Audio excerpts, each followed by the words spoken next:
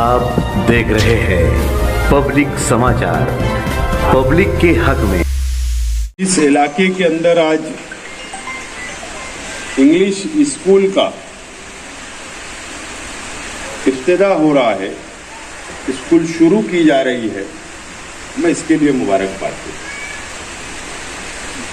शहर का मुज़ाफ़ात का इलाका है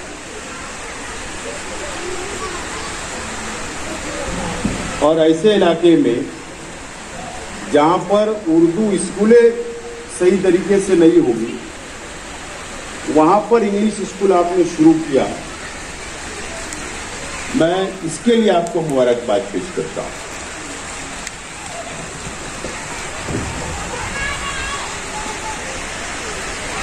एक वक्त था कि असबा सोसाइटी एक छोटे से कमरे के अंदर इन्होंने बुनियाद रखी रौनकाबाद।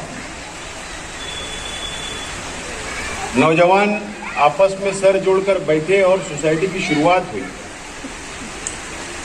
और जब भी मैं असबा सोसाइटी के प्रोग्राम में मौके से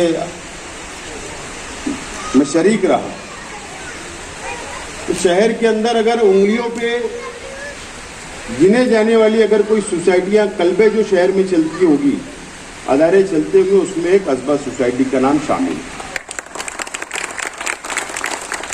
जो खुलूस कौम के बच्चों के लिए, जो जज्बा नौजवानों में है कि बच्चों को तालीम मिले, बच्चों को कंप्यूटर वो सीख सके, सिलाई बच्चियों को सिखाने का काम हो, या दीनी काम हो, मिल्ली काम हो, समाजी काम हो, या तालीमी काम हो, हमेशा बढ़ चढ़कर असबा सोसाइटी के सदर अरकान हिस्सा लेते हैं। और इनको देखते हुए, इनके काम को देखते हुए एक जगह की तलाश थी कि एक जगह होना चाहिए। अब रौनकाबाद के इतराफ के अंदर हमारी अपनी कोशिश, बहुत हमने कोशिश की। असलम अंसारी साहब, रियाज भाई, रफीक भाई, वहाँ मोहल्ले के जिम्मेदारान ने बहुत कोशिश की, लेकिन नाकाम हम लोग रहे। और फिर ये तय पाया कि इस इलाके के अंदर यहाँ पर ओपन स्पेस, यहाँ पर कुछ गार्डन वगैरह था, ये इस्तेमाल में नहीं थी ये जगह। इसके लिए फिर उस वक्त गवर्नमेंट फंड से, ये जो इमारत है ये कॉरपोरेशन के फंड की नहीं है, ये गवर्नमेंट फंड से ये इमारत मैंने तामीर करके बच्चों को दिया, ये असबा सोसाइटी को मैंने दिया था। और आज मुझे खुशी हो रही है कि यहाँ पर इस मुज़ाफ़ात इलाके के अंदर अब समाज की, कौम की खिदमत अंजाम देने के लिए असबा सोसाइटी मैदान में आ गई है। मैं बहुत बहुत मुबारकबाद पेश करता हूँ और उम्मीद है कि आप ज़रूर इस इलाके के, मेहनत बहुत है। मैं सिर्फ तालीमी प्रोग्राम कराता रहा, सियासी फील्ड के अंदर तालीम के लिए काम करता रहा, मदद करता रहा अलग अलग अदारों को, अलग अलग स्कूलों को, कि हमारे शहर के अंदर तालीमी तहरीक चलना चाहिए, हर घर तालीम पहुंचना चाहिए। उसके लिए मैं बहुत मेहनत करते रहा, वो मेरी अपनी जिम्मेदारी भी थी। लेकिन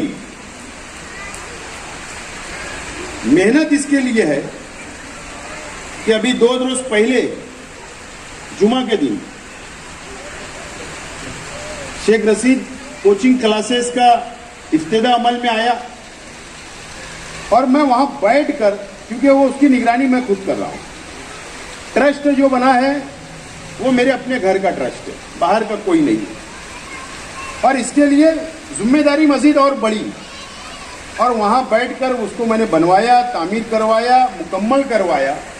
और जब अभी एडमिशन की बात आती है बच्चों की, तो मेहनत इसके लिए लगती है कि मैंने ये देखा कि हमको घर घर तक जाना पड़ता है, पॉम्पलेट तकसीम करना, टीचरों को घर घर तक भेजना,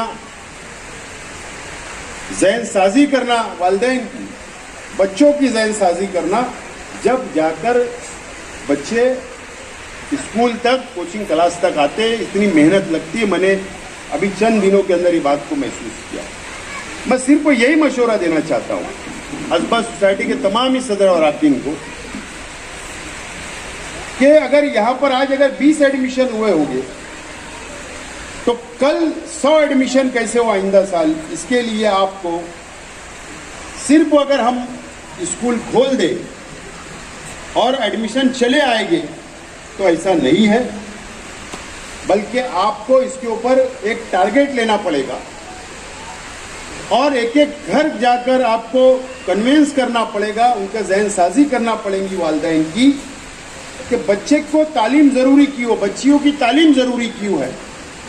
जहन साजी करके आपको ये स्कूल को आगे बढ़ाना है और जब जाकर हमारे बच्चों के अंदर तालीम आएगी, उनका एजुकेशन मुकम्मल होगा और जब वो तैयार होंगे तो जब हमारी कौम की तरक्की होगी, तालीम के बिना हमारी कौम कभी तरक्की नहीं कर सकती।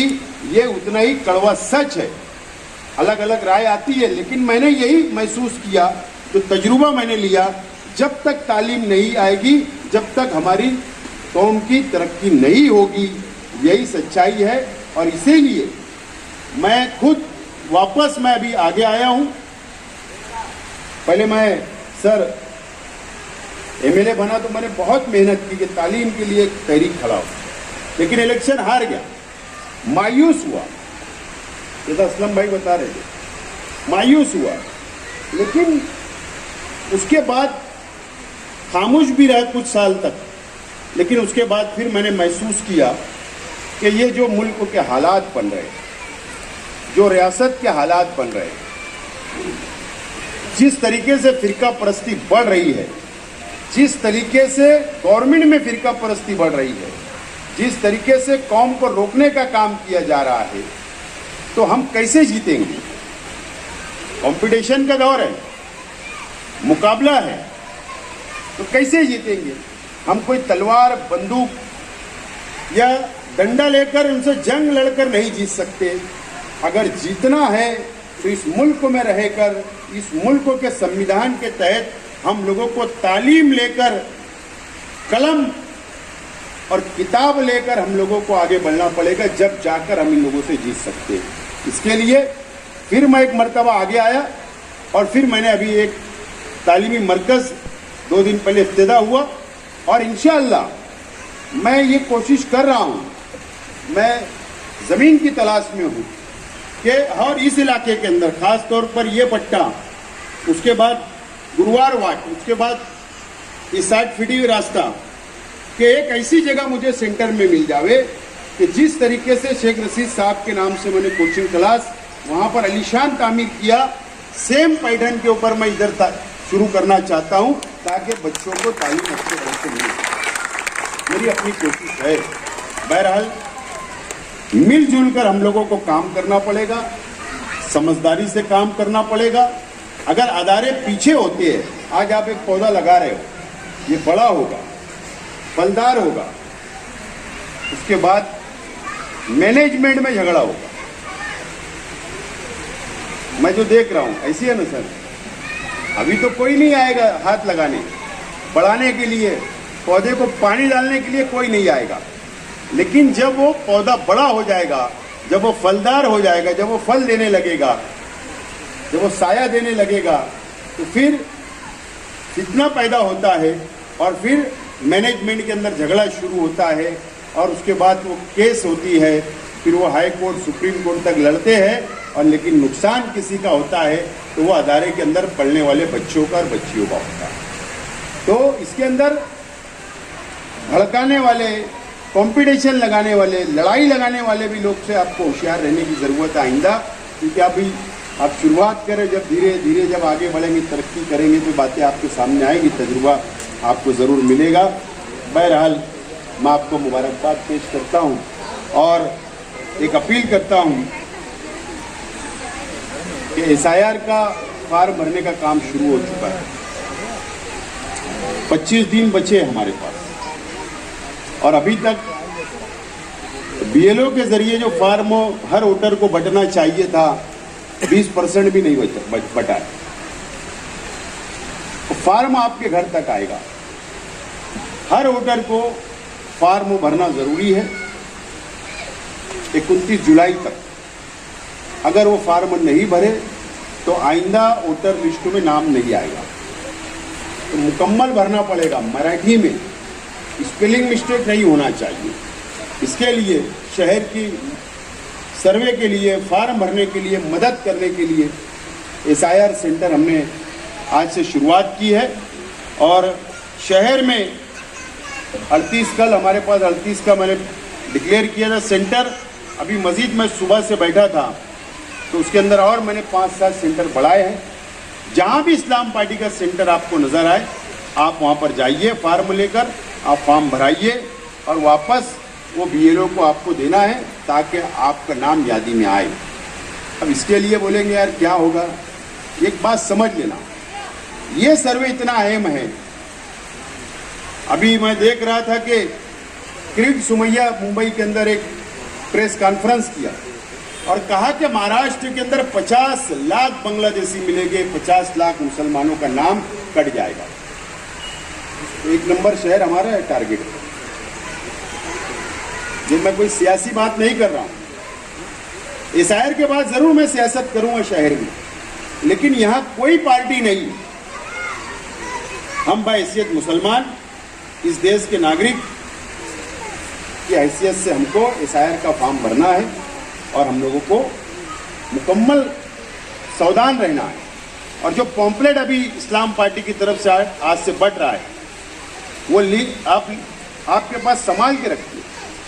सर्वे के बाद जब फॉर्म दिया जाएगा उसके बाद यादी डिक्लेयर होगी और यादी में आपका नाम नहीं आएगा। यादी में नाम नहीं आएगा तो आपको एक नोटिस आएगी घर पर, और जब नोटिस आएगी तो इसका मतलब आपका नाम नहीं आया।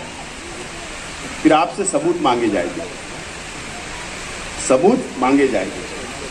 तो 11 सबूत में से कोई एक सबूत आपको बताना होगा। और फिक्र हम लोगों को यह है कि 11 सबूत इलेक्शन कमिश्नर ने मांगा है, वो 11 सबूत शायद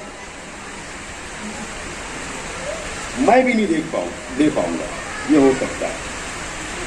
तो आम लोग क्या दे पाएंगे, मजदूर क्या देगा, गरीब क्या देगा, उसको रहने के लिए सही घर नहीं है, वो डॉक्यूमेंट कहाँ से आएगा। तो वो भी हमने लिखकर आपको फार्मों में दिया है। तो हो सकता कि अभी फार्म भर दो, फुर्सत पा जाओ, उसके बाद उसकी तैयारी करो कि ये पेपर 11 सबूत में से मैं एक ढूंढ सकता क्या, मैं कहीं से ला सकता क्या, वो तैयारी से लगी है।